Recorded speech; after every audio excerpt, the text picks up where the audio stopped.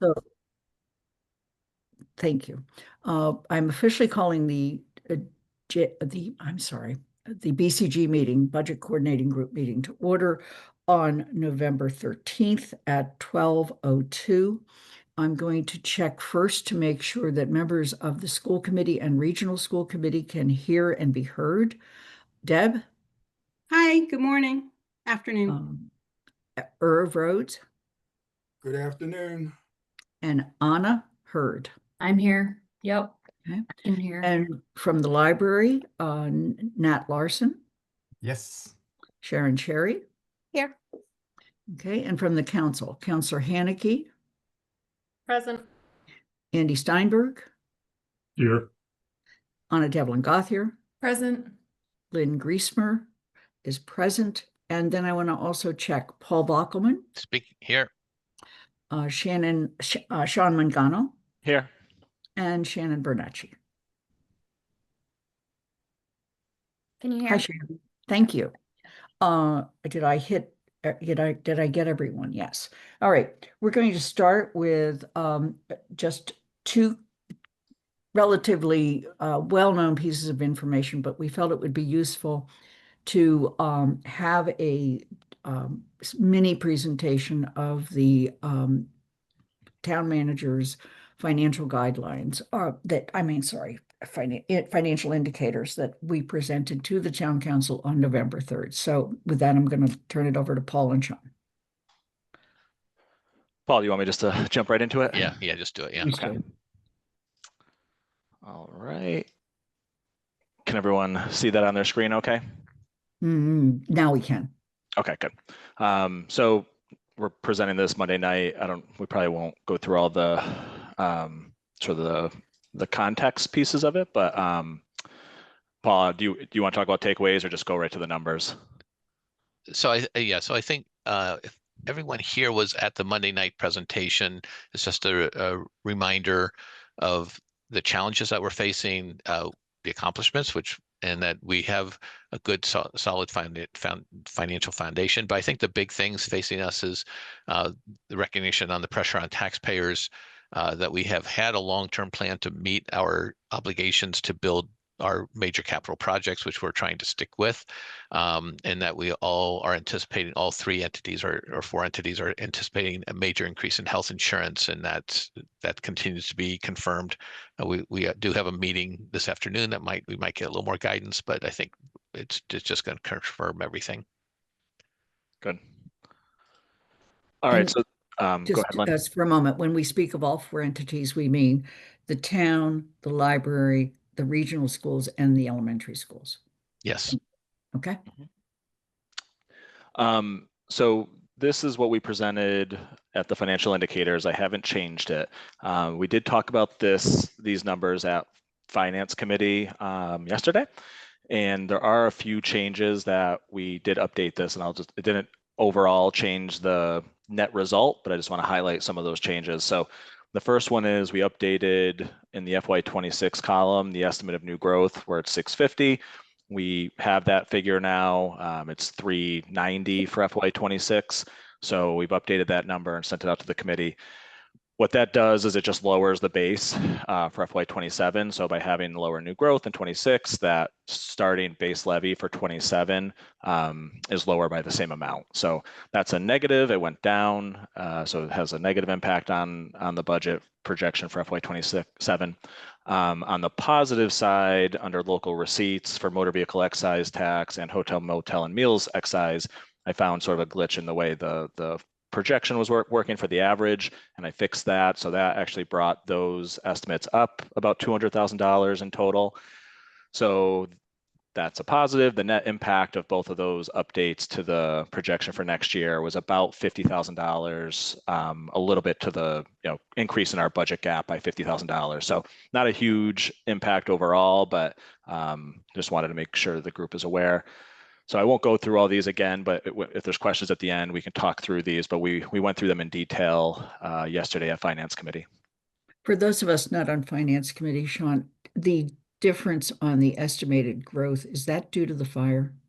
No, that has nothing to do with the fire. That's just related to the new, because that was affected a property that was already in our base tax levy, and that will come out of our overlay for this year. And then depending on what happens, it'll in fact impact the distribution of taxes in future years, but it doesn't impact new growth. Thank you. Okay. So the actually, I want to one caveat. The new property that was being built there, that would impact that could impact future new growth. So it doesn't impact the number you see here necessarily for FY26, but let's say that property was on track to be fully constructed, sometime in the next 3, 4, 5, 6 months. That would have impacted next year's new growth, and so that that is a negative impact if it's not back on track and built in the same time period, which I don't think we expect it will be. That next year's new growth could be lower than it would have otherwise been if that property had been brought online. Does that make sense? Yes. Okay. So going to the Anna has a question. Oh, sure. Anna? What's your fiscal year? Oh, our fiscal year, July 1 to June 30th. Thank you. And it's Just checking. Yeah, and the timing And of property is a little bit different. And I don't have the assessor here with me, but there's some dates that go by July 1st, and there's some dates that go by January 1st when it comes to the timing of when you capture the value of the property. But our regular fiscal year is July 1 to June 30th. And we're in fiscal year 26 right now. Correct. Yep. Okay. So going to the expense side, so our initial forecast for next year is 3.5% increases to operating budgets. One of our conversations at Finance Committee was there's a little more risk this year where we are being a little more, we're tightening up our estimates a little bit, as you could see on the prior slide with the increase to local receipt revenues estimated for next year. The downside of doing that is if there is some unforeseen event, especially at the state level, is sort of where most of my concern is, that there's less wiggle room to maintain this 3.5%. So as of right now, the goal is to maintain this 3.5%, but just know that there is some risk to that if something at the state level were to occur. And when I say that, if the state's funding for mass health or something else was significantly impacted and they needed to pull resources from somewhere else, that could trickle down to us in a way that's not getting as large of an increase in unrestricted general government aid or smaller increases in Chapter 70 or something like that. So just be aware of that. On the capital side, we're projecting the 10.5% of the levy still. This includes the first year really of payback on the library. It's still estimated at this point because the costs aren't final, but the impact of that debt starting to hit is that there's less funding for other capital. So that's just something that we'll have to work through with department heads, including the schools, is that our cash capital is going to start going down. Then question, Lynn? Yeah. How many payments have we received for the library? 3. Of the 6? Of the 6, yeah, or 5 plus the increase. Yep. Thank you. And we're expecting the timing of the next 2, and I don't know if Sharon is here, but the timing of the next 2 is a little unclear. The way the MBLC's rules are around making one payment a fiscal year, but sometimes if they have money, they might make 2. There's so it's a little bit unclear exactly the timing of the next payment in particular, but so then the assessments, we're projecting a 4% increase under miscellaneous in our retirement assessment. This includes the elementary schools, it does not include the region. It does include the library, I'm pretty sure, but it doesn't include the region. They get their own separate assessment. We will have an exact number on this in the next week or 2. They have every November, they release their funding schedule, which includes the appropriations. So, there's some hope that this comes in a little bit lower, but it also reflects, so there's lots of members of our retirement system, and the way they divvy up the cost each year is based on your aggregate salaries. So if our aggregate salary stayed flat, but another, bunch of members in the system went down, then we would become a bigger slice, even if the overall increase that the system needs is not that great. If we become a bigger slice of that system, then our cost could go up. If we become a smaller slice of that system, if another, just another community is adding a bunch of staff and we're staying flat, then maybe our slice could shrink a little bit. But 4% is roughly what the overall system cost is expected to go up. And then how that's divvied up, we won't know for the next week or two. Lynn? Am I correct that last year this was the thing that we ended up not having this higher percentage on? Yeah, so this came in about 0 or flat last year. And again, I haven't dug into why that is, but my early guess is that it was related to that split that I was talking about, the slice, because I think the retirement system did increase its collections. I don't think they stayed flat, but we could have become a smaller slice of it. And that might have offset what the increase would have otherwise been. But I've got to dig into that a little more. But yes, you're right. That's where it came in closer to flat last year. Thanks. And really by last year, I mean, I think from FY24 to FY20, I'll double check. I think it was FY24 to FY25 where it was flatter. Yeah. For OPEB, we're projecting a $50,000 increase. So what we've tried to stay on the schedule of incrementally increasing our OPEB contribution. This is still not covering the costs that we would otherwise put towards it if we wanted to kind of keep, fully fund our, obligation and fund it within a certain number of years. There's actuarial schedules that tell us how much we should put aside for that, but we are chipping away at it, even though it's not fully where it should be. So right now this assumes that we would do another $50,000 increment up. And that plan is important, that we do try our best to stick to a plan for funding OPEB, because that is something that impacts, when our bond rating agencies look at us, they look at how we're funding OPEB. Our auditors look at our OPEB funding plan and if we're making progress, and that can impact our financial statements. And then, unappropriated uses at the bottom. So these are things like state aid, and then some of the things that, again, just don't get appropriated. How much we set aside for abatements and exemptions, things like that, which is pretty consistent from year to year. So right now on the sheet, you'll see that the deficit is at 230. Again, after I made those adjustments that I mentioned, it's about 300,000. Any questions on the expense or revenue projections before I go through a couple more slides? I don't see any hands. Okay, so these are just a couple slides that we did last year at this kickoff meeting. I'll do quickly again. These are operating growth revenues as a percentage of operating revenues. This kind of gives us a sense of how the local economy is doing in Amherst. It goes through 2025. During COVID, we saw a dip, and then it has bounced back up. These are things like building permits, new growth, motor vehicle excise tax, things that are related to construction or purchasing activities in the community. So it's not at a peak or a high point by any means, but it's back up to where it was around the same level pre-COVID. Deb Yeah. Leonard. Hi, Sean. I asked about the slide at financial indicators. Mhm. Could you give it another shot explaining to me you just did, but I still don't quite understand what an operating growth revenue is as Sure. compared to this standard 3 to 4% that we hear. So our general fund budget has to be supported by different revenue sources, right? And so I'll go back here. So the 4 major sources of revenue are property taxes, local receipts, state aid, and other financing sources. So those have to balance when we build our budget. That's why we present them together. And the economic growth revenues live in this local receipts section. So this local receipts section is not the biggest part of our revenues. It's actually one of the smallest, but this is the section of our revenues that is perhaps the most volatile. Our property taxes grow by 2.5% generally every year. State aid generally grows 2 to 3% every year. Other financing sources, the council dictates by what it wants to appropriate. But local receipts is really driven by activity in Amherst, in the community.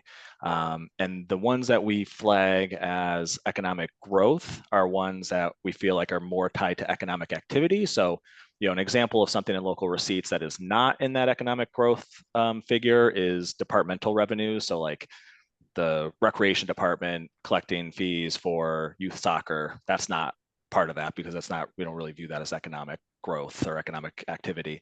But building permits, motor vehicle excise tax, which, you know, somewhat reflects what type of car purchasing is going on in the community. The higher that goes could reflect that there's more new cars being purchased or more cars in general. New growth, which is related to construction. Those are really the big ones that are in there. There's a couple other little ones, but those are the big ones that are in there. So what we look at is what percentage are those economic growth revenues of our total revenue picture. So of the, you know, the 103 million here for FY26, what percent are those economic growth revenues? And the theory is if those are growing, that would mean that our economic growth revenues are doing well and are becoming, you know, a greater portion of our budget and maybe taking some pressure off of other areas of the budget. If they're shrinking, it might indicate that other areas of the budget are having to pick up the slack for those. Does that make more sense, Deb? Explain It that way. does. Okay. I think I'm getting it. So Yeah. it's the percent of the total. It's not the increase over year. No, it's the percent of the total, and then we look at what, you know, how is that percent of the total changing each year. So, you know, in 2021 during COVID, down to 4%. You know, there wasn't a meal. The other thing that's in there that I didn't mention was meals tax and hotel motel, people coming to town and staying in Amherst. So those definitely dropped off pretty significantly during COVID. And so that's why I kind of hit that low point, and now it's, you know, it's gone up and down, but back up currently. Thank you. So Sean, if you drew a line at 2.5% on this graph that you're showing right now, above that would be the new growth? No, that wouldn't really, you wouldn't do that. Different things. Okay, Yep. but you gave an explanation at the Four Towns meeting I thought was really helpful in terms of how do we calculate the next year? In other words, why does our tax base, anyway, go ahead. I don't even want to confuse it. Yeah. Yeah, I'm not an expert in that chart, but I think what I said at Four Town meeting was, you know, our property tax revenues grow by the 2.5% in the levy each year, and then new growth is added on top of that. The tax burden felt by residential properties may feel like it's growing faster than that. And the reason why it might feel like it's growing faster than that is because the tax levy and the 2.5%, that applies to all types of properties, residential, commercial, industrial, open space. But within those 4 type classifications of property, the values grow at different rates. So what we've seen in the last 5 years is that residential properties have grown, you know, upwards of 10%, 20%, 30%. And our assessor's office, you know, they're the ones that handle this. They have an obligation to look at what houses are selling for, and they have to do, sometimes they can do little spot adjustments to assess values in town, but when they see selling prices at a certain percentage above what the assessed values are on our books, they're sort of required to do like an across the board increase to all values within that type of class. So they've had to do that several times in the last 3, 4, 5 years because of the way the housing market has been. So what that does is it increases the residential class. Again, kind of like we were talking about the retirement system, like the residential class becomes a bigger slice of the tax levy pie. So it could feel like as a taxpayer, your taxes are going up faster. If you had a commercial property or an industrial property, it might feel like it's going up a little bit less because you're a smaller portion of that tax levy. Thank you. Yep. And then even within the residential class, there's even different property types within the residential class, just to take it one step further, and you'll hear more about this Monday night, Lynn. You know, properties that are for 4 or more, or 6 or more, I can't remember the 4 or more, 6 or more people are a certain type of class within the residential class, and even those can grow at different rates. So single family homes could grow at a faster or slower rate than multiple family homes. So there's lots of different classes even within that residential class of sort of subgroupings that can grow at different levels. All right, this slide's looking at our sort of revenue per capita, and then adjusted for inflation. So we've seen our property tax revenue per capita grow at a faster rate than the other 2 types of types of revenues, state aid and local receipts. Again, that's because we've had pretty solid new growth for several years now. So the overall percentage of property tax revenue is growing at a faster rate than what we're seeing in local receipts or what we're seeing in state aid. However, across the board in all three of these categories, none of it's keeping pace with inflation. And so even when our revenues are going up and one is becoming a bigger piece of the revenue picture, what it means in terms of buying power is not great. Property taxes is a little bit higher, than what it was back in 2016 in terms of purchasing power, but not much. But the other two, are either flat or lower than what they were back in 2016. So again, what that means is just inflation is growing at a faster rate than our revenues are growing. And then to quickly recap some of our challenges. So some of the highlights from FY26, we had a robust discussion among elected officials and staff. This meeting's a great meeting. This is one of the kind of pillars of the Amherst budget process, is all getting together and meeting to work through the budget and our challenges that we each have. So this is a positive, even that we're having this meeting right now. Last year, the result was a 5% increase for school budgets on average. I think one was a 5 and one was a 4.8. And that includes the one-time funding. 4% for town and library departments, and then we maintained an investment in capital and within capital sustainability. Ongoing challenges, as Paul mentioned, just maintaining level services. I know the schools are struggling with this, and Lynn, you alluded to this yesterday. Where all of our new money goes towards health insurance and staffing, and it's very challenging just to put any new money into our operating expenses, which are the things that, besides for payroll, are inflation is really impacting. You can't do, to pay for a software today, it's going to be 5%, 7% more expensive to pay for that software next year, and that has to come from somewhere. So departments all the time talk about the challenge of not getting increases in their expense side of their budgets because all of it goes towards payroll or health insurance or some of these other fixed costs. So that's definitely a major concern. I'm sure the schools and the library have that same challenge. I want to pause for a moment and make sure that Austin Surratt can hear us and we can hear him.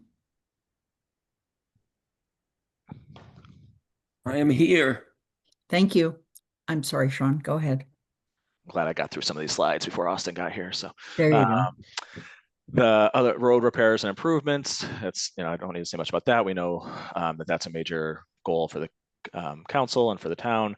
Regional assessment relationship, it's just complicated. We're a unique region to begin with because we're not a K-12 region. You have members of unions and members of different regions, and it's I don't envy Shannon's position trying to make it all work between 4 different towns and other regional districts and everything. So we have a unique challenge as it is. Again, the good news is we've got a long history of working together well and working through these challenges. And so but that is just a challenge, trying to make it work for 4 different towns with different compositions.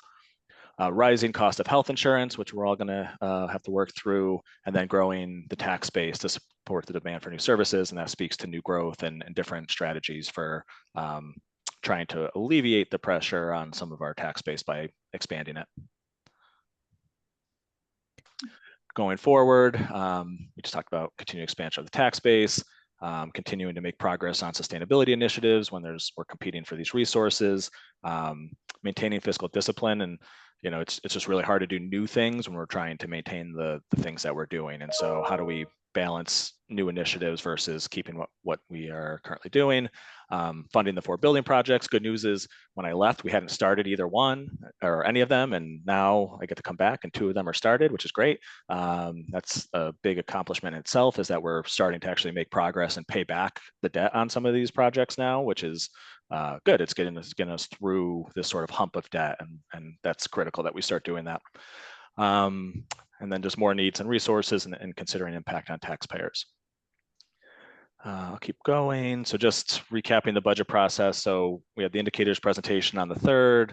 On the 17th, we have the public forum, which is mostly for the public to get a similar presentation and give us their feedback on what they see or what they'd like to see in the budget going forward.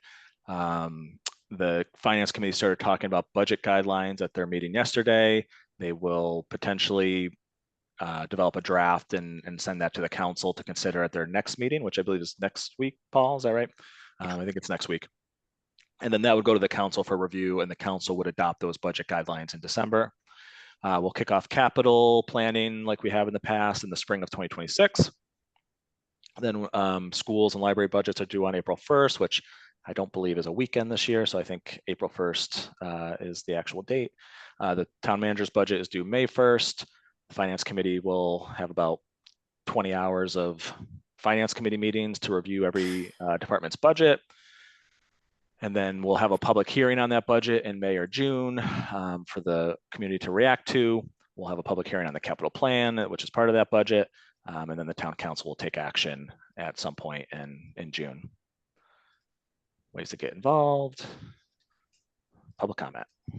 Okay, so Anna, let's do questions on this presentation, and then I want to go to two other things actually. One is the is what we can expect if we know to the extent possible on insurance, and the other piece is to have Counselor Haneke talk about the Finance Committee yesterday. Okay, Anna, your Can question. Can you go back to the budget slide? And by the way, it's Anna, not It Anna. is Anna, yeah. We have an Anna and an Anna. And Anna, there you go. Then it's easier to tell us apart when you're talking about us. So, I think I want to go, yeah, I think this is this. This is the expense side. Where's the, yes, this is the part I wanted to talk about. So we have 4 different groups: town, elementary schools, regional schools, and the library. Mhm. And then we have all of the expenses associated with in their, I guess, operating budgets.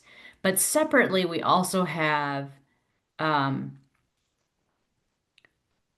retirement stuff. Where can you remind me where the health insurance falls in this part of the budget? So health insurance would be divvied up between each of the operating budgets. So that lives within Okay. So they those are all included in the 4 different categories. Mhm. But if you took out all of the retirement portions of the regional school and then did the 3.5% increase and then did whatever the retirement costs were, because that's not really something that can be manipulated. Except for the OPEB, I guess you can say, oh, we're not going to contribute to OPEB this year, which is dangerous, but can be done.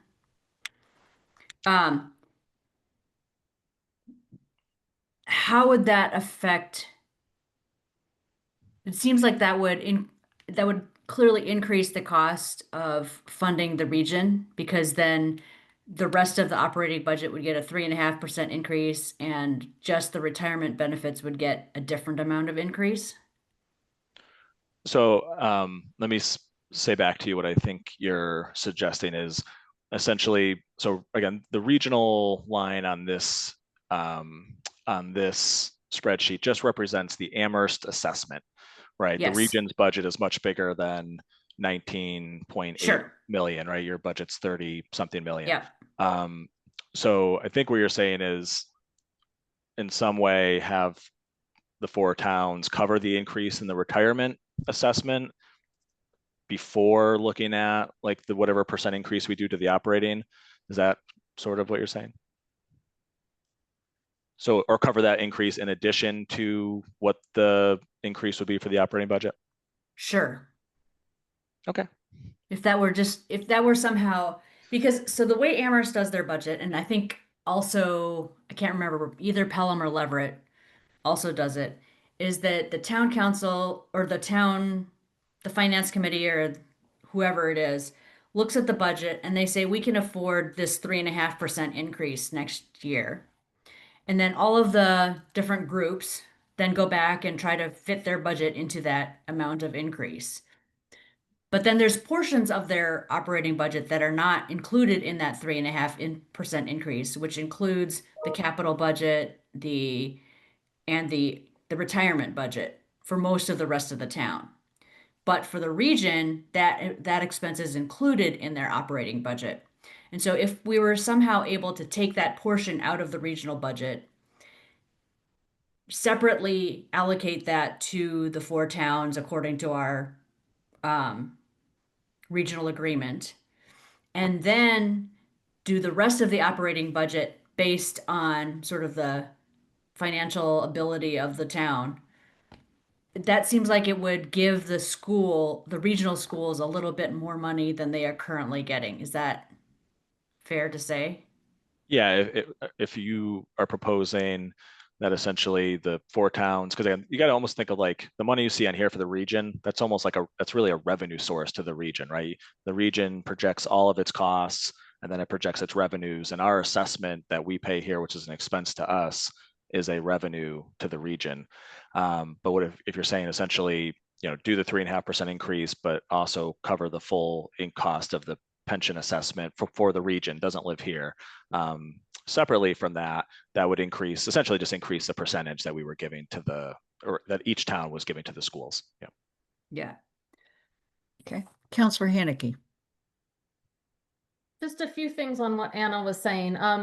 Capital is separate out of this operating budget, the capital. So you would Yeah. sort of lump that into the region's operating budget, and it's a separate No. line on this document. So I just Yeah, no, wanted to clear that up. No, and I know that's you know. definitely different. Yeah. Yeah, no, I know you know, but for the people listening, there's a Yes. debt assessment region. I was there just that- talking about the Yeah. retirement stuff. But for the retirement, if you know this projection right now says 4%, we don't know where it will be. But if you look Yeah. at the change between FY 24 and FY 25, it was like, well, let's see, 1% would have been 75,000, so it was about 1%, and so that means all the operating budgets were able to get an additional, I think that year, because of that low change, an additional 0.5% of increase in operating budgets because of that. So you're looking at this year and saying, well, that's above 3.5%, but every year it's not always above 3.5%. So it might not, it might be good to look at that, but the assumption that would always then result in more than the standard 3.5% that all the operating budgets, at least in this document, are getting, is not necessarily accurate. It depends on what the change is each year. And some years it's flat for us, and that allows the operating budgets to go even higher. And some years it's not. And so it might be a wash in the end when you look out 5 years. I mean, that's for the town, but I think for the region, I feel like for the region, it has been consistently over 3%, 4% every. I don't guess know what I'm actually for saying is sure. when the towns is flat, that allows the region, the Amherst assessment amount To be larger, increase, yes. well, be larger is Yes. something I wanted to be clear about. I don't know what the region's retirement assessment is. It might fluctuate like Amherst does. Deborah. We're talking about the retirement assessment, just the pension part of it. Mhm. Where does the retiree health insurance payment live in the budget? That lives in the operating budgets as well. It's within the operating budgets as well. Yeah, and again, teachers are for the schools would be in their operating budget for the region. Thank you. Irv. Sean, welcome back. Hi, Irv. Sorry, I haven't been able to stop by to see you. Irv was my first finance subcommittee meeting back in 2010. I remember. Yes. And I was as scared as ever back then. That was like fresh out of college, and Irv was very good.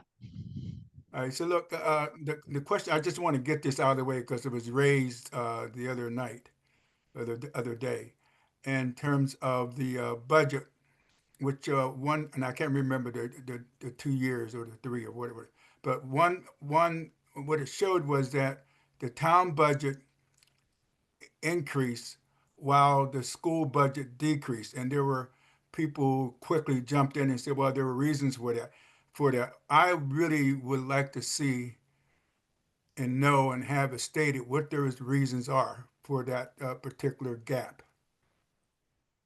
Do you remember what year it was, Irv, that you were looking at, or that was talked about? Yeah, it was someone else raised the same point, and there Okay. But it was there. It was almost like a 5. Yeah, I think were you talking about the pie chart, where is a percentage the of the pie budget? chart, right? The Yeah. pie chart, right?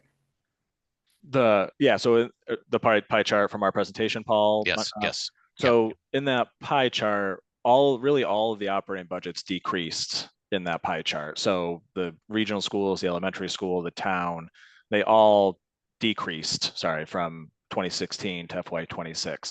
They decreased at different rates, but they all decreased. And the increase was primarily to capital, is the part of the pie that grew. One reason, a couple reasons, or really the one reason that I can think of in particular, that the town share dropped maybe at a lower rate than the schools dropped, was there was one year when we funded CRESS, and that was sort of a separate one-time sort of increase to the town side to fund a new department. So that was above and beyond sort of the regular percent increase that year. So that's maybe why the town slice grew at a little bit slower, or shrunk at a slower rate than the schools. But all the operating departments shrunk from 2016 to 2026. Okay. Thank Any you. further question, Irv? None at all. Thank you. Okay. All right, seeing no more on this doesn't mean we can't come back to it. Either Paul or Sean, do you want to talk a little bit about health insurance? Sure. So on health insurance, we just know that the prices are going up. It's really partially due to utilization, but it's mostly about just general inflation in the health insurance world. We're seeing a lot of activity, and it's an unsettled world. You see a lot of arguments right now between UMass Medical and Blue Cross Blue Shield in terms of reimbursement rates. So you're seeing this sort of pressure from both sides, insurers trying to reduce the payments that they make, hospitals and other providers trying to increase the to cover their costs. You're also seeing the federal government step away from many of their healthcare obligations, which is going to impact the state budget. As we start to look at, so the insurers typically look at the utilization as of October 1, and then they start to analyze that, at least from Maya's perspective, in terms of what was going to cost. So we are all being alert to a double digit, and I think it was like double digit could be 99%. Well, I don't think we're looking at that level, but it certainly is above 10% and hopefully below 20% is where I'm hearing. But again, we're meeting with one of our Maya reps this afternoon, so I don't think they'll give us any more definition on that. But all the communities are looking for better guidance from our health insurance providers as soon as possible. The GIC doesn't really issue their numbers until May, typically. So we're trying to get ours as soon as we can. They always come out in early February at the latest for us. And let me just mention before going to Councilor Haneke, the town of Amherst, the regional schools, and the Amherst schools, all of us, and Pelham, excuse me, are under Maya. The two other contributing communities, Shrewsbury and Leverett, are under the county system, which is the one where they took the shock after the fiscal year started. Councilor Haneke. With that comment, my question is, which I don't know why I didn't ask it last year. Does the region and the elementary school and the town all always face the same percentage increase, or are we figured differently? So like when the town is told 19.4%, is that the region also 19.4, and is the elementary 19.4, or are there different calculations for the different ones? Yeah, so we're all in it together. We used to be, our self-insurance group used to include the 4 entities plus the town of Pelham. And so we just moved everybody over to Maya when we went out, and our insurance advisory committee has representation from the region, the elementary schools, and the library, and all the non-union employees as well, and collective bargaining employees. And Councilor Haneke, because I know you may be jumping off for the hearing that both of us are registered for. Can you give us a little bit of an update on yesterday's finance meeting? And I want to just recognize up front, it has been the practice of the town's finance committee to provide guidelines for our budget, and they are continuing to do so. In the charter, it actually also talks about this group providing financial guidelines. And one of the things we want to discuss at the end of the meeting is how we should help one group, if you will, inform another. So, Councillor Haneke. Yeah, so the finance committee has, and Counselor Steinberg is also on the finance committee from this group, so he can add if I miss anything. We've started, now that we've got the financial indicators presentation, we've started trying to discuss what the budget guidelines that we might propose to the council for discussion might look like. We haven't really got anywhere on that yet. We basically discussed the financial indicators, and then at yesterday's meetings, we discussed some information that we might like to know from this group or from various of the operating budget, the 4 functional areas, to help us make some decisions. The decisions we're looking at are whether to keep the capital budget at a 10.5% of the levy, whether to recommend same increases in year-over-year percentages to all 4 functional areas or differentiate those increases, whether to recommend that the I believe it's the elementary base for the percentage increase year-over-year projection for FY27 include the one-time funds that came from free cash last year or not, as well as, you know, other stuff on the revenue side and things like that. Those are the biggest questions that we are tackling that we have not answered yet. I have a list of questions from the finance committee that we think would help us discuss here or get answers to here to help us tackle those questions, to make some recommendations to the full council, but we have not made any decisions on any of those questions yet. We did, though, want to reiterate the caution that Paul and Sean did say regarding the currently projected 3.5% year-over-year increase on the operating side, that is based on a lot of economic indicators on the revenue side turning out well and the economy staying strong, but also, even though the revenue side predicts basically flat state aid, that is a prediction that is based on also the economy and the federal government remaining at least stable. And as Paul said, with regard to health insurance at the federal level, if the aid from the federal level doesn't come in for mass health at the state level, we don't know what the state will do to that and how that will affect state aid coming to the towns, in terms of where the legislature might prioritize their limited pie. And so that 3.5%, normally we've been a high confidence level that's the minimum each of the functional areas will see. When it's put out at financial indicators, that confidence level is a lot lower this year, is what we wanted to reiterate.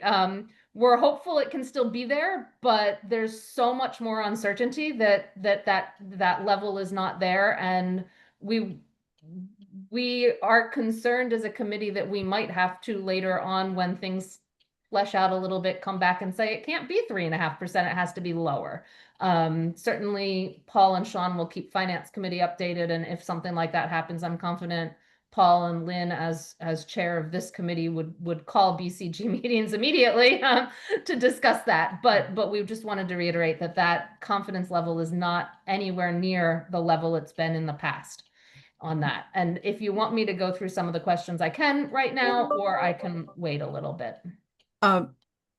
I want to make sure we do get those questions, because it's important for this group, whether we can address them all in this meeting or a meeting that we need to schedule immediately following this meeting. But yes, and let me just mention, at 1 o'clock, there is a hearing on ranked choice voting. Our bill for Amherst has still not been passed through the legislature. It's now going on 7 years, or actually 5 years. And Councillor Haneke, who was on the Charter Commission, is going to be testifying. If I say a few words, it'll just be, will you stop stalling on this and please pass this? But thank you very much. And if you see Councillor Haneke kind of in 2 conversations, it's because she's in 2 conversations. So with that in mind, Andy, Paul, or Sean, any other comments from the Finance Committee? I'm seeing no. Okay. Then I want to make sure we now go to the next part of our agenda, which is basically to go to each of the representative groups here, in which there are 4, and say, kind of, where do you see your challenges this year? We don't expect you to say, this is what we need as our budget. If you did that, we probably would say, where did you get that number? But what do you see as your challenges? So let's start with the library. And I'm calling on Austin and Nat and Sharon. So our challenges are several. I mean, one is that we are now operating from diverse sites. And there are issues that may come up over the course of the year that may require some agility in the budget. That's number one. Number two, we have positions that are long overdue and need to be filled. And I think I was supposed to emphasize long overdue a little bit more, so I'm going to just repeat long overdue that need to be filled. And then, of course, the third challenge, and Paul indicated this, is the townwide challenge about health insurance and those expenses. Okay. Sharon? No, you hit the nail on the head. Will be opening in FY27, back at 43 Amity Street. And we need to fill those 3 positions so that carries an expense along with health insurance increases on top of this double-digit increase. So those are our concerns. Okay. Nat, anything else? Okay, then let's turn to the schools. And we have Deb Leonard, we have Irv, and then later on, I'm going to take the 2 of you and go with Anna and talk about the region. Okay?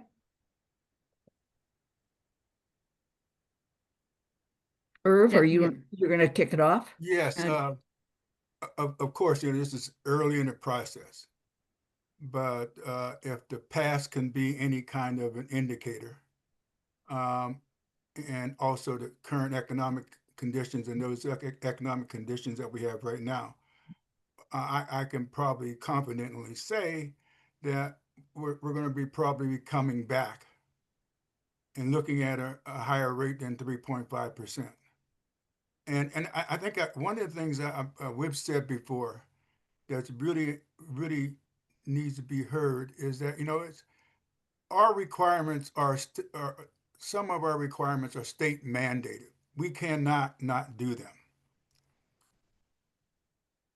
And that goes for our IEPs, etc. But the other thing is, and along with that, is special education.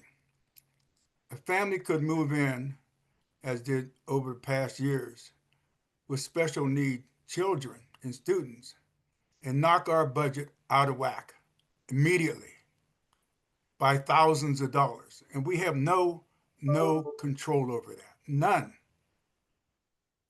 And that has happened in the past 3 years. I mean, this past year, a family moved in with 3 kids with severe needs. And that was stunning to us. It really plastered our budget.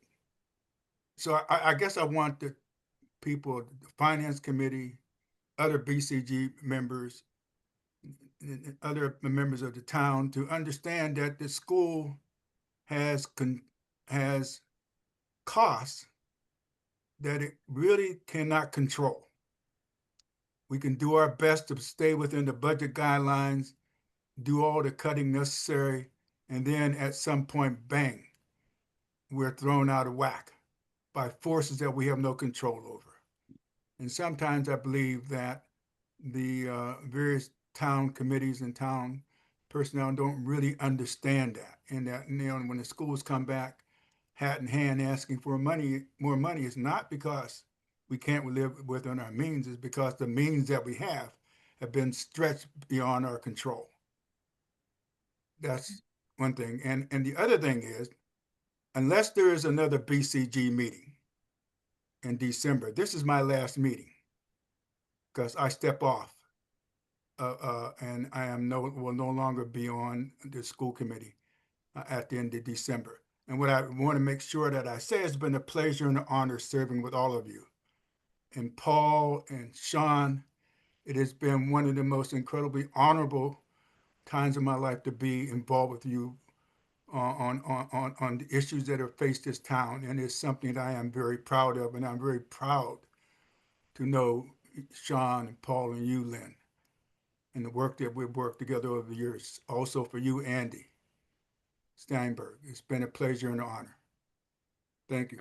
Thank you. Irv, thank you for that. I have the feeling you're going to need to expect another meeting in December at least, if not as soon as possible. So Anna, did you have something about the schools? I did. I had a question, and I asked this question of Sean at Four Towns, and I want to ask it here so that I can write down the answer. So I don't know, it's pertaining to the schools, but I don't know if I'm directing it at Sean or the group from the schools.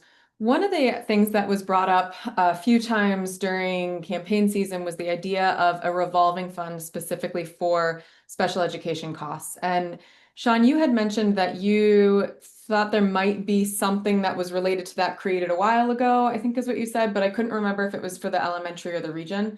And I'm wondering if the school folks could detail, because I can see the volatility of having unexpected costs come in midway through, right? And absolutely we are legally required to, and we want to meet those needs.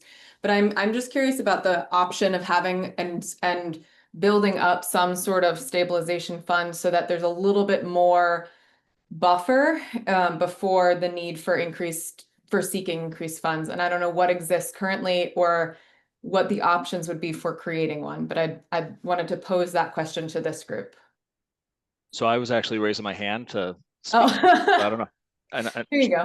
Shannon, do you want me to take this or do you want to speak to this? I'm happy to speak to it. So we do have a stabilization fund for special education at both Amherst and the region. We are actually anticipating that we will need to tap into the stabilization fund this year for a residential placement of a student. And there is for the stabilization fund, there's a maximum amount that you can have within that fund. And off the top of my head, I want to say it's about 5% of the operating budget total, but I have to go back and double check the regulations for that. We also do have revolving funds, specifically at the region. For Summit, we have when a tuitioned-in student comes in, it could be 1 to 3 students per year. That tuition goes into a revolving fund that we do use to support some of the staffing at Summit. We also at the Amherst level have a preschool revolving fund. So when students that are not in the preschool for special needs specifically, those parents do pay a tuition cost that also goes and supports the preschool program. And there is a revolving fund that does not have much money in it, but there sometimes are tuitioned in students to some of our special programs. That's not all the time, but we do have that set up as well. Okay, is there any further comment on that issue of the revolving fund? Because I want to then go back and ask Deb Leonard and also Shannon whether you have any other key issues you'd like to point out for the elementary district. I have a couple things I'd like to say, Deb. Please. So one, we are very concerned about health insurance. I mean, that goes for both, but speaking of Amherst, that increase is dramatic on our budget. We have a new 5-year contract for transportation that starts this year. The good thing is we know what that increase will be, but it's still an increase that will hit our budget. We have major restructuring going on for K to 6, the 6th graders moving to the middle school and the merging of the 2 schools. We are in the process meeting with the principals, meeting with other departments for all of the logistics of how that is going to come to one. It's an incredible amount of work and it's in the process our boundaries for the Amherst schools. There's going to be a presentation on Monday night. So for anybody listening, Monday night, where we're looking for public input, and hope maybe there possibly a vote on those boundaries. If not, there's another meeting set up for Tuesday night to hopefully vote those boundaries, because that'll help us move forward with some of this work and getting that solidified. We are still in the works of the 6th grade lease from the middle school. And I'm not sure if anybody was paying attention to this, but as part of the regional agreement, in order for us to have that lease, I don't know why it's in here, but it asks that the Amherst Town Council also approve that lease, but Amherst would be the leasee. So we were looking into seeing how, if that can be amended, because it would be awkward that you all would be the leasee and also have to approve the lease at the region side, but it didn't have the other towns on there. So that's something that Paul and Dr. Z and I talked about, that we're exploring to figure out how to navigate that. But then there's the work of how much space do they take up and what will be the cost. There's also in our regional agreement, the maximum we can charge per classroom was $100. But from the Amherst side, that's great. From the region side, that's might not be the best thing. So those are some of the challenges that have come up. The largest bargaining unit last year, it was still in negotiations. We have an idea of where that is landing, but it has not yet been ratified for our teachers and paras and clerical staff. Okay. Deb, did you have anything else you wanted to add? Yeah, certainly the volatility of the uncertainty of the special education expenses is something that makes it hard to build into a budget. I understand we need to build it in, but one of the things that I've said since I started serving is that COVID doesn't go away with small people. The mental health impacts are huge. They're enormous and they're increasing, and that's statewide. I don't know if it's nationally. As is the learning gap and the social emotional development. So, you know, I don't know when it's going to go away, but it's not. And those resources are being stretched very thin at both our schools, at all our schools.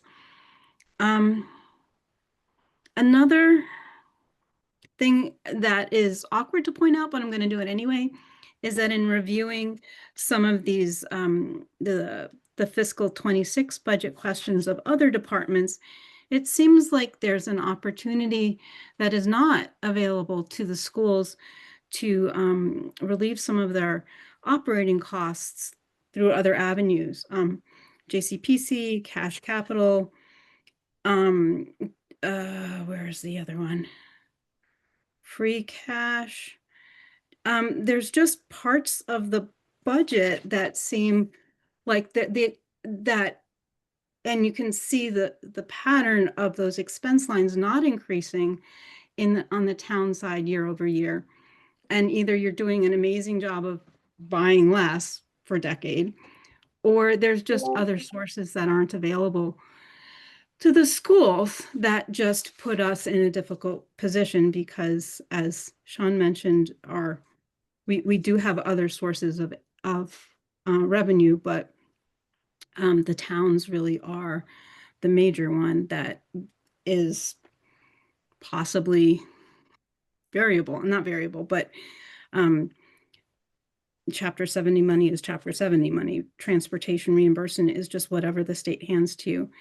So there's just places in our budget that we really struggle. And as has been mentioned, the more we have to meet certain fixed costs, it puts us in a position of cutting things that would keep people in the district and keep people happy.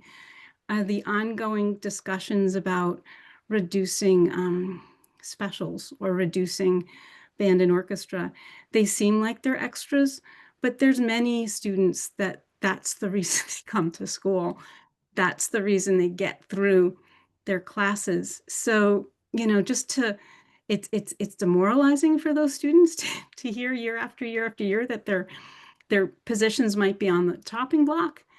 And they've asked that they be told earlier on so that they can look for other employment, but to be told as late as they are that, oh, look, the funds are restored, or look, we found the extra money. It's just an unhealthy environment and puts a lot of strain on those particular very important members of the teaching community. And in fact, those are the people that know the students throughout their time in the schools. The classroom teachers change, but they're really, in some ways, the anchor, the go-to people for students in our classroom. So if there's a way that we could get away from this reactive budgeting cycle, it would be beneficial to the students and our employees. And I guess the last part I want to just throw out there is this 1%. I'm not really sure where the conversation came from that the 6th grade school was supposed to be a net zero, and that the budget adjustment, that the savings from the new building were supposed to be, okay, rather do the other way around, that the increase in whatever staffing that we need for the 6th grade will be offset by the savings from the new building, because I don't have any understanding that has, during the time I've been paying attention, I'm not really sure where that expectation came from. And right now, as you know, the cost of a small school is really high. You know, it scales, it's much more efficient on a larger level. And so we're looking at the 6th grade being a school of 144 students with its own assistant principal, but also its own specialized programs. So the ILC and Building Blocks and Aims, those programs that we have in the elementary schools, well, in the 2 ones that will go to the consolidated building, those services still need to be met for the 6th grade students. So, and OT, PT, all of those things are really hard to do efficiently in that size school. Thank you. I see questions from Councillor Haneke and then Anna Devlin Gauthier. Just a couple of questions on some of the stuff. The first one is COVID.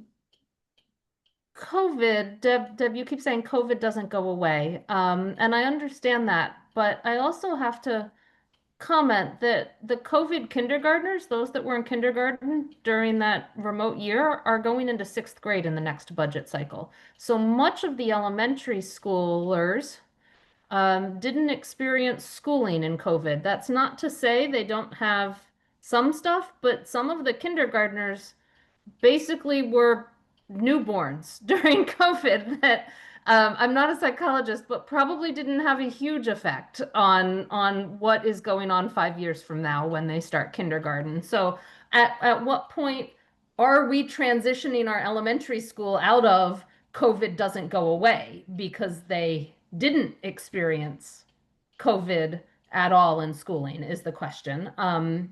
And I guess I was quite surprised to hear that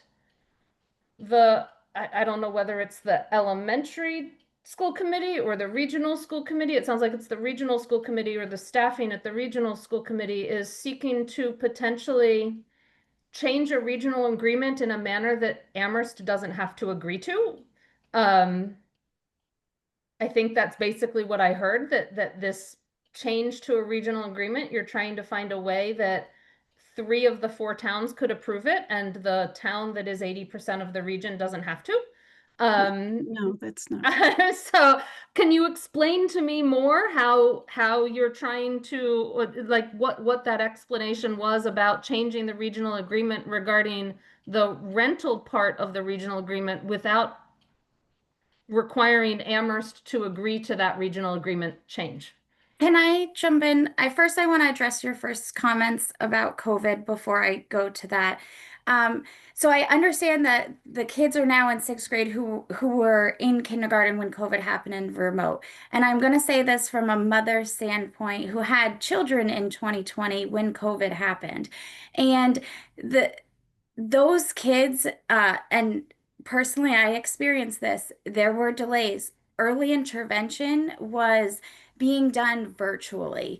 And so many kids did not qualify for early intervention when they should have qualified because how could you evaluate this student or not student, but kid from a screen. And now those kids are in kindergarten. So I don't think our COVID problem is going away because there was a delay when those services started, when the early intervention started to be back in person, and then getting the services they need. So that's a delay, and those kindergartners are wild, and they're here now. And I know that from a mother's standpoint. So I still think we're going to see a rise in special education needs, and I don't think that this COVID bubble, it should no longer be considered because those kids that weren't in school were affected, and those are in their early childhood years where that intervention is extremely important, which will help mitigate longer down the road what interventions they may need. So I just personally, not from a finance standpoint, from a mother's standpoint, know that that is a contributing factor. In terms of the lease, so it's not that we don't want Amherst to vote or the three other towns to not approve. It's in the regional agreement. The only town to approve this lease for the region is the town of Amherst. And I don't know why that is. So why would Amherst only approve that and not the other 3 towns? And it's also wonky that Amherst would be approving a lease for themselves, essentially. So, I mean, we don't have the full answer to that, but it's something that we're looking into that I wanted to know. Shannon, I want to go back and see if you've interpreted Councilor Haneke's question. I don't think we're specifically focusing on the lease. I think we're focusing overall in general on the budget, where 3 towns can approve and Amherst wouldn't approve, and we'd be stuck with our 80% or 79 or whatever we're at. No, I think Shannon answered my Okay. question and explained it a little bit better. I had heard that maybe that they were exploring a possibility of a change in the regional agreement regarding the lease. There's a part of the regional agreement that says leases can't charge more than $100 a room. And what I had heard Shannon say initially was that they're seeking to change propose a change to the regional agreement to that clause, and that they were going to ask the state to see if the only towns that needed to approve that change to the regional agreement were anyone but Amherst. And I was concerned by that. So I think I misheard what Shannon said. So that all 4 towns would have to approve that change to the regional agreement. So like I said, I think I just misheard Shannon and she cleared it up. Thank you so much. Anna. I want to, Deb, go back to something you said, because I'm not sure I was understanding you fully. And I know that you said this was like a challenging thing to mention in the mixed company of this group. But you had mentioned a couple of different funding sources like JCPC, free cash, etc. And you said that the schools did not have access to those. Did you specifically mean the regional schools? Can you explain that a little bit more? Because I was a bit confused, as there are school committee members who sit on JCPCs, for example. So if you could clarify that point a bit. I didn't speak clearly, and thank you for that opportunity to refine what I'm saying. There's parts of what I might regard as an operating budget that get bundled together for municipal and put in those places. So there's well, it was in like the FY26 budget questions. There was a question, what approaches are being considered to improve purchasing, both materials and vendor services, given inflation and supply fluctuations? And the answer was, since the budget is not increasing to meet purchasing needs, the department has been putting off purchases and grouping things into more capital projects. So I think there's a bundling that goes on that we just don't have access to, or maybe we could, I don't know, maybe we could bundle things together and put them through JCPC, but that hasn't been our practice.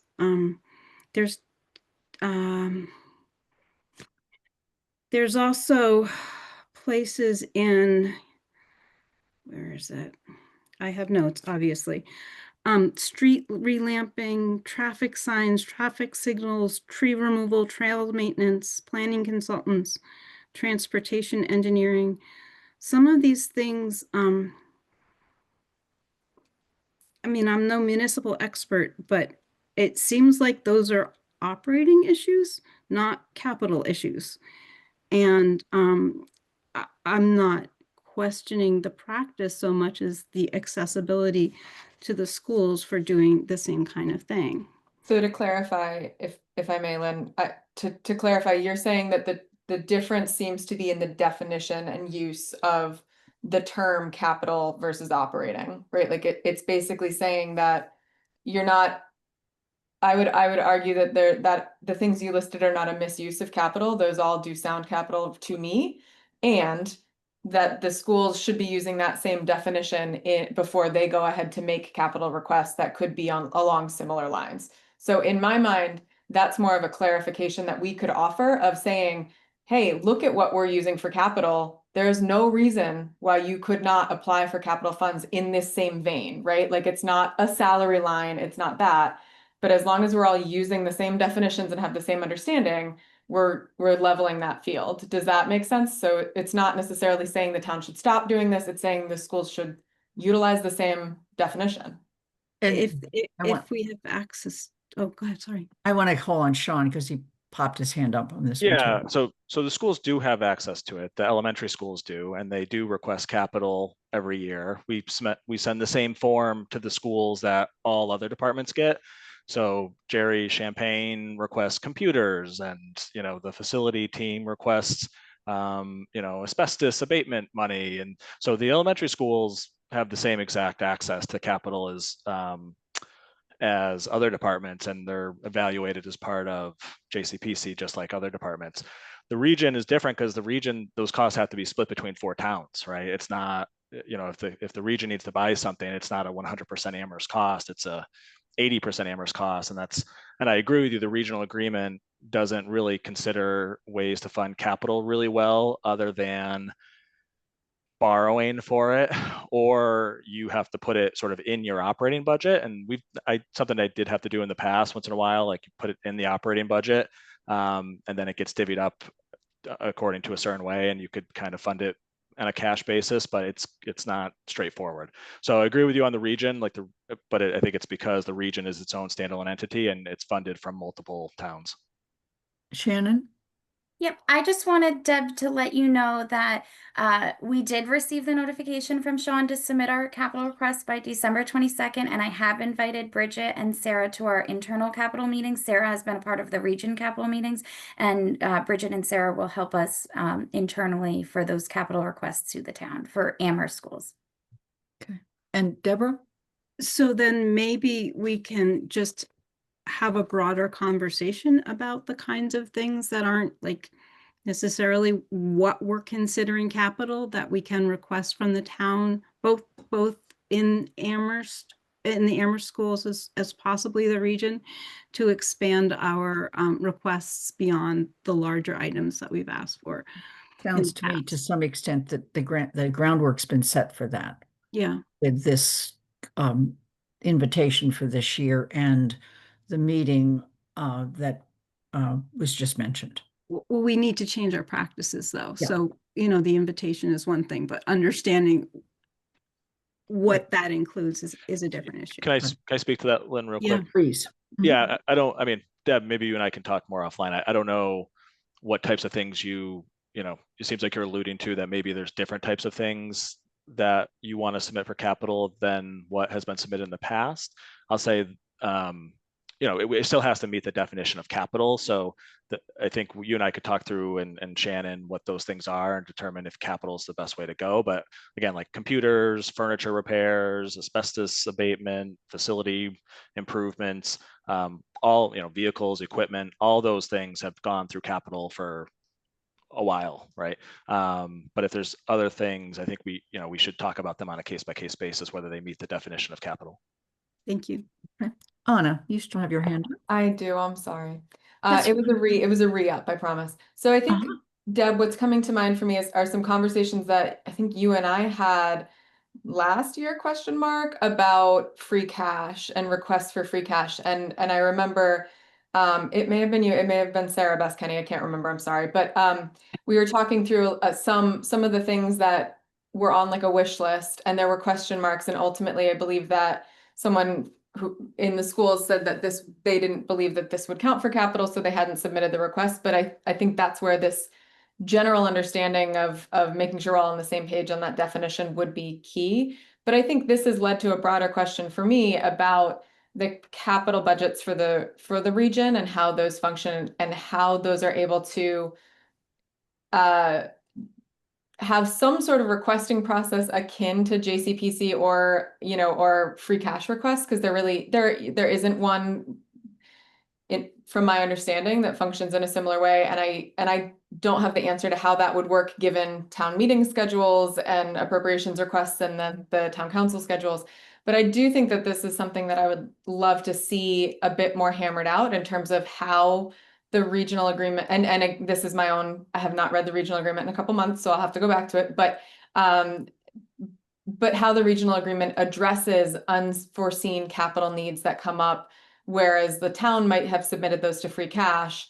What would the region do if that type of request came up, and where would they seek that funding? And then how is it divvied up, so that could the region request 80% from Amherst free cash and then go to the other communities for the other remaining 20? And there's so many issues pinging in my head with that system, but I don't know what the other answer is. So I would love to kind of hear, and it's not right now, and I know this is a muddy question, but I would love to hear kind of what the system is for late breaking capital requests or that kind of thing, the equivalent of the town going to free cash or something similar.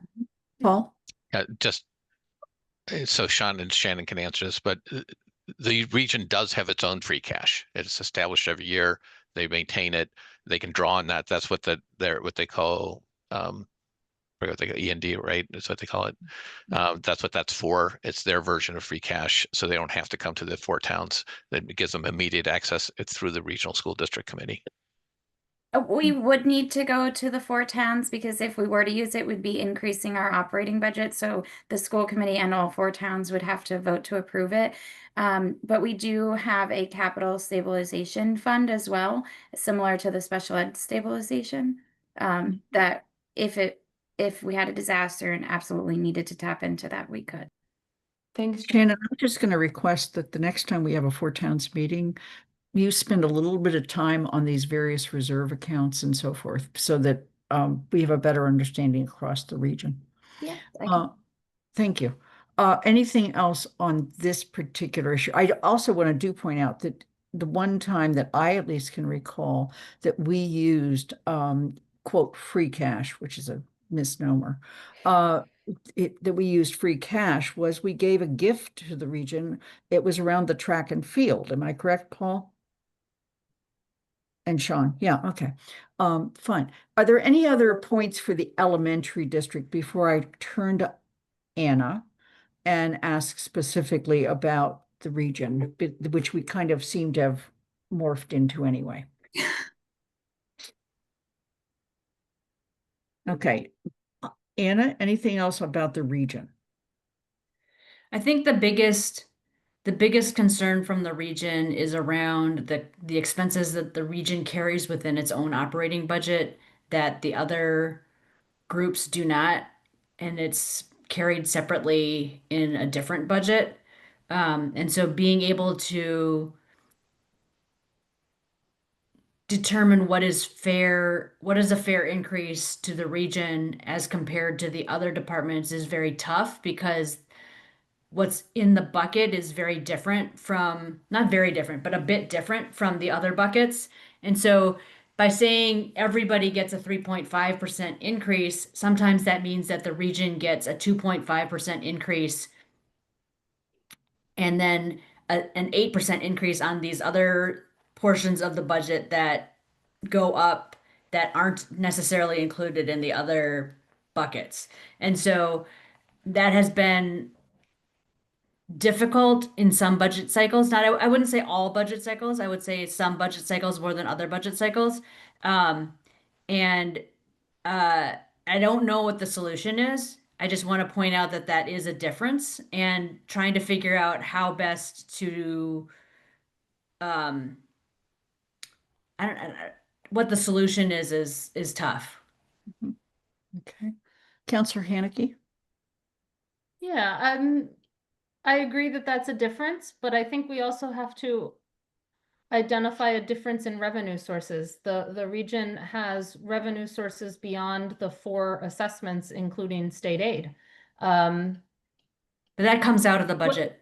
Wait, no, but it's in your revenue sources in addition to that. And if you look at our document and financial indicators, those state aid revenue sources, including chapter 70 for the elementary school, are put into the total 105 that is then distributed amongst the 4 operating budgets, not just the elementary school operating budget, as well as all the capital, as well as these other sources of expenses that you just identified. And so is our UGA, so is veterans benefits, so is all of this. And so I tried to actually put it all last year, and basically what I came out with is, you know, and I can try and do it again, it's kind of a wash, but I get your point, and I want to say that, but I think we also have to recognize that the assessment is not the only income the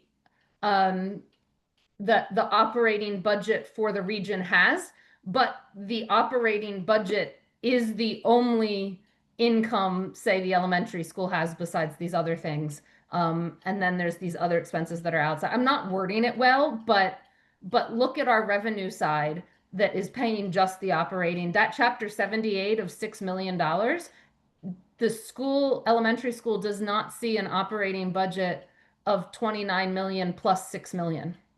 They see an operating budget of 29 million. That 6 million goes into our total that is then distributed to all 3.5%. Hard to explain quickly, but I'm happy to sit down with you and show you one of the documents I did that did it all at one point. I want to add on the regional front, the thing I think, I mean, besides the budget increases and the same pressures that the elementary schools have talked about, and that is that I think we're looking at a capital assessment coming down the road that is just not publicly been completely acknowledged and out there. And when you look at the out years for capital for the region, it's pretty frightening. And I want to make sure that somewhere along the line in our discussions with the region, we come to a better understanding of what's real in that and when it actually might hit. Andy. Yeah, I want to turn to another issue regarding the regional schools in a second.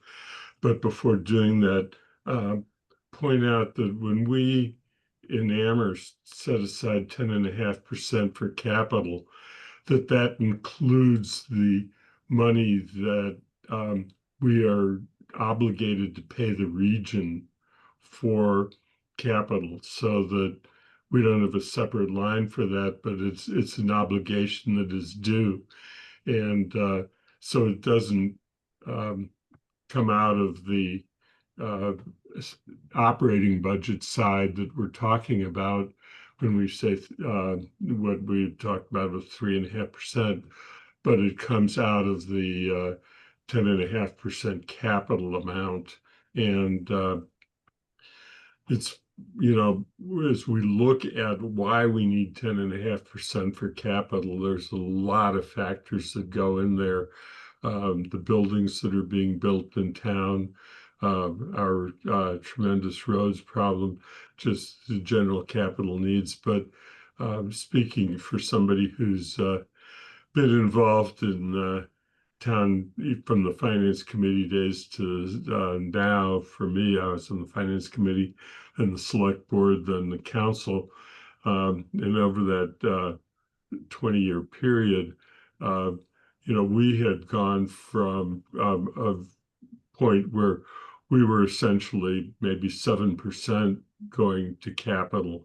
And a lot of people keep saying, why are you having all of these building problems now?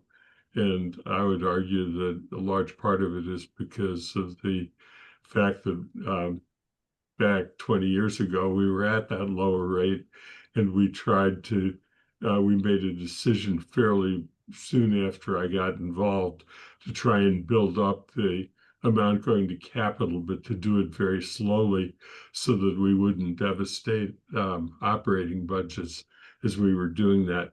The other issue that I wanted to bring up, and Councillor Haneke might jump in on this too, one of a concern that we have is that we recognize that when you talk about the increase to the region, our saying that we're thinking of at least initially at 3.5%, which isn't finally been confirmed by the finance committee yet, that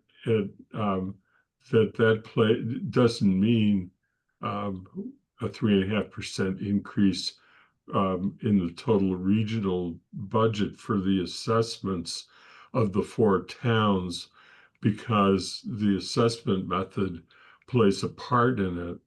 And one of the concerns that Councillor Haneke and I had talked about was that we're not sure that if it went up 3.5% in Amherst, that we know how it would affect the other towns if the assessment method was calculated based upon our suggestion of a 3.5% for Amherst. Would that mean that any of the other towns might go up by a larger amount, and whether that is doable for the other towns and how that would play out? And so one of the requests that Councillor Haneke and I had discussed was to ask Shannon if there was a way to approach that analysis between now and the next BCG or 4 towns meeting, so that we have a better understanding of how that plays out. If Amherst goes up 3.5%, you figure out how and what that would mean for using the what DESE now allows us to do as a 4-town region for assessment methodology, how that plays out for the other towns, and whether that's a doable percentage, because that is going to have to be considered. We don't want to be in a position where we're doing something that is going to bankrupt any of our neighboring communities. We're all in this together. So Councillor Haneke, was there anything else that you wanted to say on that subject? Yeah, Andy segged into some of the questions the finance committee had for today's meeting with respect to schools. We had a question for the library. It was sort of dealt with during the library one, which is, as we come up with our budget guidelines, we would like to know what our potential guideline for the regional increase, how that affects the other 3 towns in their potential assessment, because that will, the finance committee will take that information into account when drafting our guidelines. And I want to be clear, that does not mean if we receive an information of if we increase by 3.5% and the other 3 towns would be looking at 10% increases, that we would immediately say, oh, we can't do that. I want to be clear that that is not necessarily what the discussion would be. We're looking for information on what would that affect how would that affect the other towns, and potentially their affordability, so that we can potentially draft guidelines and discuss other options for making at least the same increase, say, as I make this up, because we haven't discussed this, but if it's 3.5% guidance right now, and the committee sticks with that across the board, but we recognize that that guidance for the region might not be doable for the other three towns, and we know that early, we can put into our budget guidelines and have discussions on, well, we still want to find a way to get that 3.5% to the region, say, but it might not all be through the assessment, to give an example of where that conversation might go. Such that we would like that information from the region. So an idea of how our current projections of 3.5% impact the other three towns' assessments and what they would be. You know, for the region and the elementary school, we talked a little bit about that. How near are you all on that projection for costs of 6th grade in the region, both on the region side and on the elementary side, right? Like I said, we discussed this a little bit. What lowered costs might there be for the region, since there might be some shared staff costs that are fully covered by the region right now that might reduce the region staff costs and be taken on by the elementary, for example. We'd like a best guess projection. We understand it's in the works, but that would help us potentially discuss. Elementary school, similar Wildwood and Fort River consolidation. What's that look like? Is there a reduction in operation for that consolidation, both in staff and utilities, things like that? And then another question that we had for the elementary school as it relates to the building project, that would be helpful for our guidance and our guidelines is, once the new elementary school opens, what is the elementary school committee's plans on the Wildwood building? How long might they hold on to it versus at what point might they transition it to the care and control of the town council or whoever it goes to? Because right now it's under the care and control of the elementary school committee, because that has impacting costs on either side, the municipal or the elementary school, depending on how long it's in each side's control, if at all.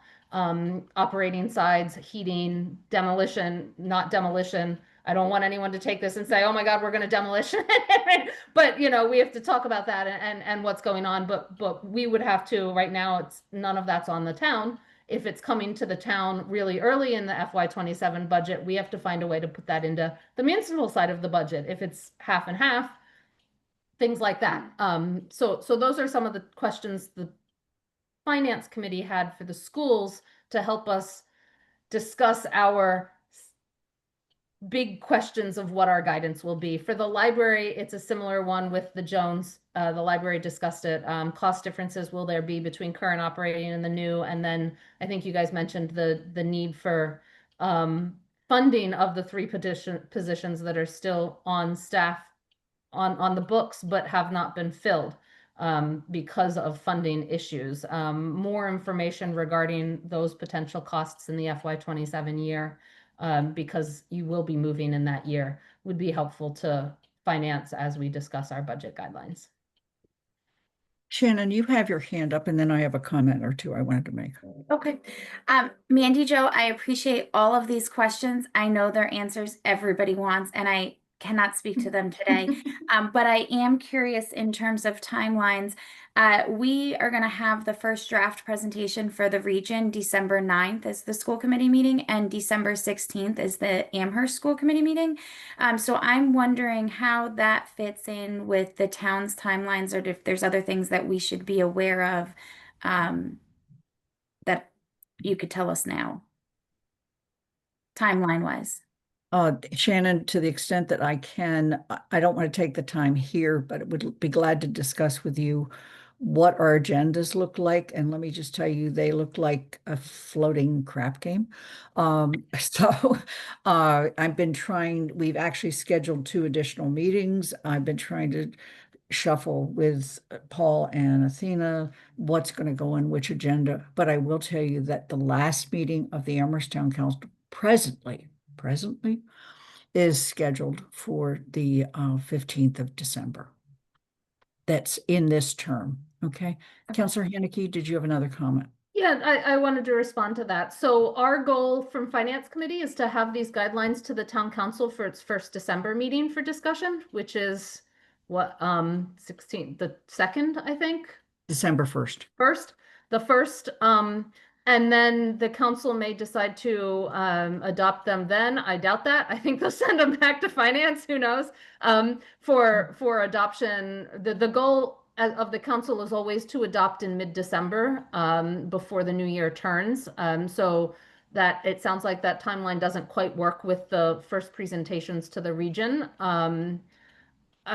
which means we'll have to come up with some language and some recommendations without potentially having some of that information. But if some of it is available, particularly the a draft sense of what a 3.5% increase in Amherst would be projected on the impact of the other three towns would be helpful for language. The other ones we might be able to work with without a full knowledge, given the conversation we've had today. But it might also be that we recognize as a council that it needs taken up again in January with a potential modification of budget guidelines too. And I'll just Which is- say really, sorry, Lynn.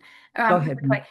The 3% on that revenue assessment for the towns, that is heavily dependent on what the total operating budget is, which means shoring up all of our projections and what other revenue sources. So it kind of has to go hand in hand for when we get all of that together first, which we anticipate to have that first rough draft December 1st. So I don't know that I'll have, I mean, not December 1st, December 9th. So I don't know that I'll have it before then to you. Thank you. That's very helpful, Shannon. I just want to be mindful of the time and the fact that the town has not had an opportunity to talk about its challenges. But Sharon, you have your hand up. Yeah, just briefly, I wanted to respond to Councillor Haneke's questions. And, I understand that the library is a very small piece of this pie, but it's all relative. It's huge to me. It's huge to the library. I wanted to just give you a quick order, an idea of the magnitude of the difficulty we'll be experiencing in FY27. So for those three positions, let's say this is just an ish. Let's say each of those are at least $40,000 a year ish. So you're talking $120,000 plus whatever additional you would add on for those health insurance that has to be thrown into the bucket, and then multiply that by the 15% increase that we're going to have. So that's how much more money we're going to need. So we also have other sources of income. And so when the town says you're going to get an 3.5% increase or whatever that is, that dictates how deeper we have to go into our other sources. I know we're not going to ask you all for more money because we all need it. We're all drowning. Health insurance is eating us all. And so our endowment draw is a huge portion of our annual operating budget. And to give you, again, a glimpse of how much money we're talking about, we take this year, it was like $350,000. So that's a 4% draw. In order to take on an additional 120, 130, 140, 150, 160, I'm guessing, I don't know, that's adding on to the endowment draw. So there's no way we're going to be able to do a 4% draw rate for next year. And we'll be relying on fundraising. I guess I just want to leave you with, those are some numbers coming from the library. And I'm scared. I'm scared at the thought of not getting as much as we can possibly get from the town, because we have to rely on the other sources. So I guess that's what I want to leave you with. Thank you. I want to just jump back quickly on the regional budget, and that's to say that as we look at the impact of last year's assessment on the individual towns, What it did and what has still not been completely verified yet is significantly reduce the amount of tax capacity and free cash within those other three towns. And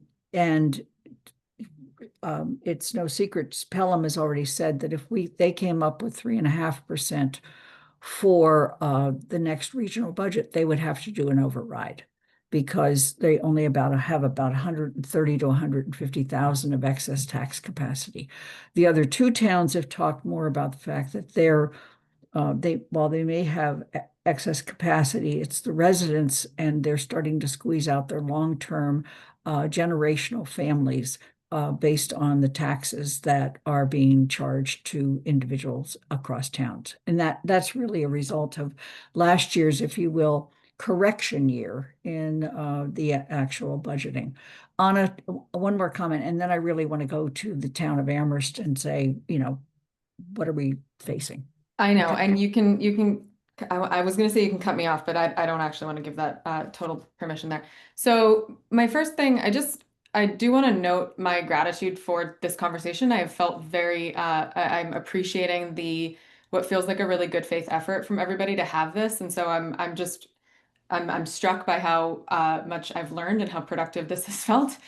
So thank you, even though I know that we're all, like Sharon said, it's going to be a really, really hard couple of years. So couple questions here. First, I am curious for the region and the elementary, I guess Irva's still here. So, the town finance committee creates financial guidelines for the town manager that are broad in the sense of the percentage increases, but they're also a bit more specific to municipal finance in terms of where we want to direct priority, like what the priority areas for the finances are. And I am curious if the region or the elementary schools create something similar. This has been a question I've had for a while as to when you are going into these meetings, then I know Shannon and Dr. Z and everyone else who works on this has a huge task ahead of them, but I am curious how the schools prioritize this. And this does not need to be a question that's right now because I know we're pressed on time, but I just wanted to mention it. My other question was for the libraries, if it's okay to jump back for a minute. Sharon, you talked about the increased staffing, and my question is if those positions have been in your budget and have gone unfilled, meaning the salaries have gone back to free cash, or if these are additional positions that are not currently built in, and so it's a full new add of a position to a budget. And then when you talk about increased costs, it's really the additional increased costs like insurance that don't factor into that open position. So there's salary and then the insurance is my understanding and other benefits. And so my question is, are these positions that you've held or have had open, not that you've held them open, so that the salary line is in the budget and that has been returned, or is this a fully new salary line?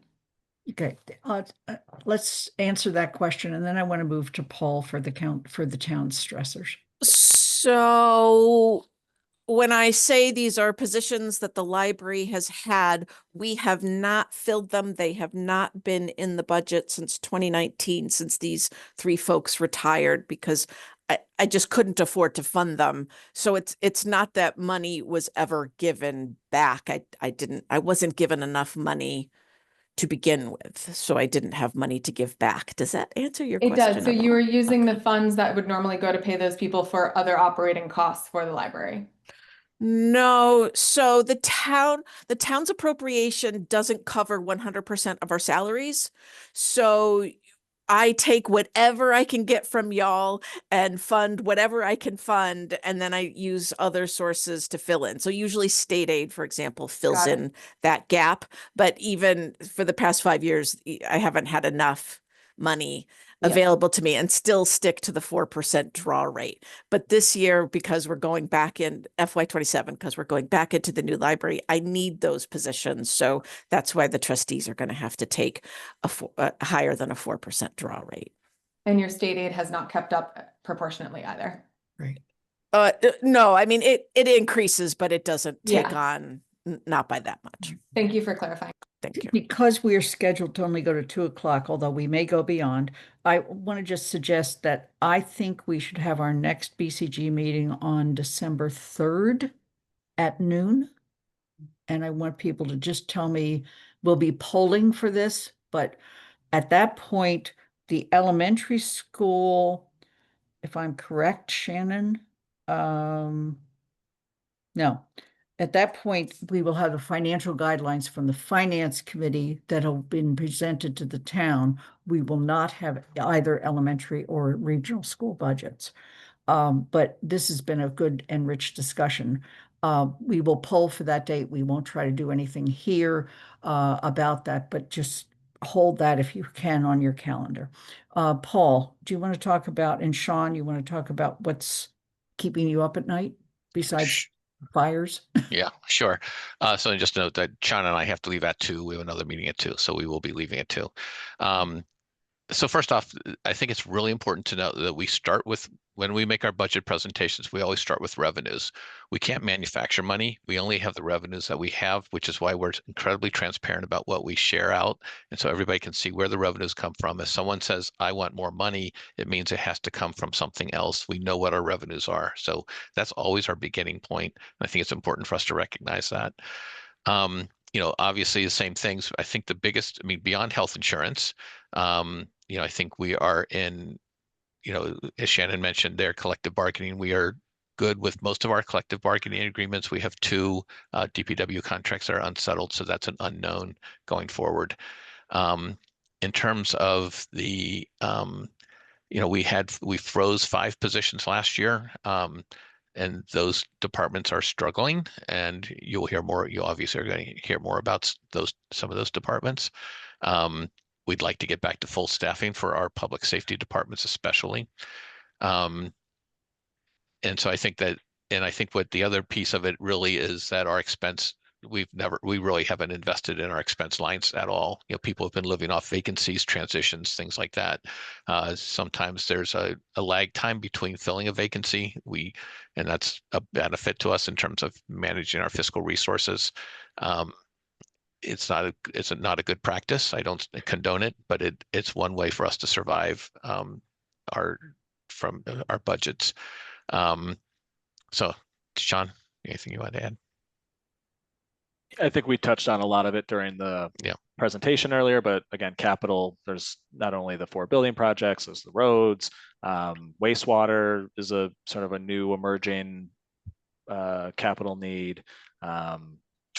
So I think, we kind of touched on most of it. Okay. Is there anybody, either Councilor Haneke, Andy Steinberg, Anna, or myself that want to add to that list? As long as you added roads and the other capital. The other piece, I will just say that we keep hearing about other desires for additional capital. We are making an investment in our senior center, but our seniors are having senior center envy when they look at other towns, and they're seeing beautiful new senior centers, and they're not getting it, and it's nowhere on anybody's list. Andy? Yeah, just a general comment. We have the same stress that all of you do, but you probably read more about our stresses at times in the paper because we have lots of people who ask for lots of new things, and they come up with expansion of CRES or to try and have larger staffing and provide more hours of service is just one example.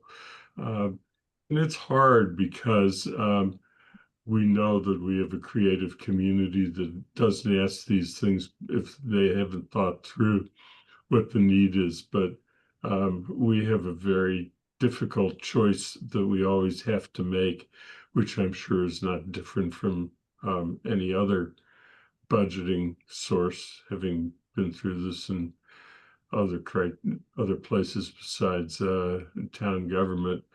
But I have been very open about the fact that we have to be clear about what it is that we're adding and how we can fund it when people raise those questions.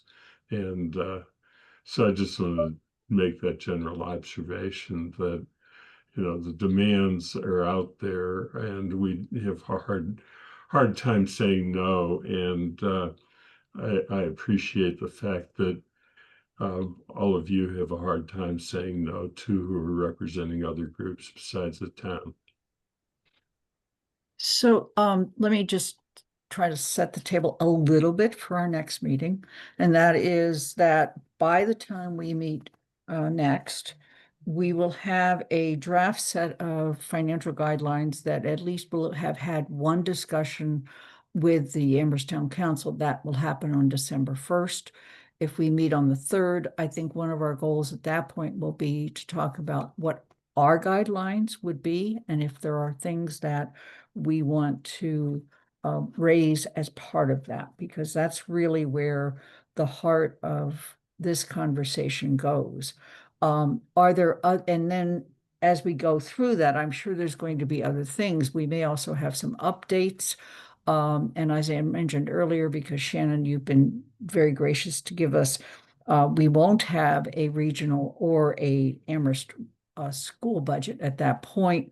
But we hopefully will be able to continue this discussion. Are there other things people want to make sure we hit on the next meeting? I see guidelines as the most important discussion. Okay. Yes, Councillor Haneke. I apologize. I don't know whether you're going to have hearing in the background here. I know. But I think once the guidelines are issued, maybe a preliminary report on where people think their operating expenses increasing are going. In terms of collective bargain, in terms of personnel, in terms of other expenses, so that maybe we know the extent of the problem, challenges that we're facing across. And I understand that's not going to be solid set in stone for any of the 4 municipalities, but having some sort of idea of how bad it is would be helpful. Okay, so that would be looking forward, and then also any updates on things that we talked about today, like insurance, what we see happening federal or state dollars, and how that might impact us. Any other comments or questions? It's 1:54, and we're going to adjourn this meeting. Okay, thank you so much. Very good conversation. Thanks, Al. Yeah.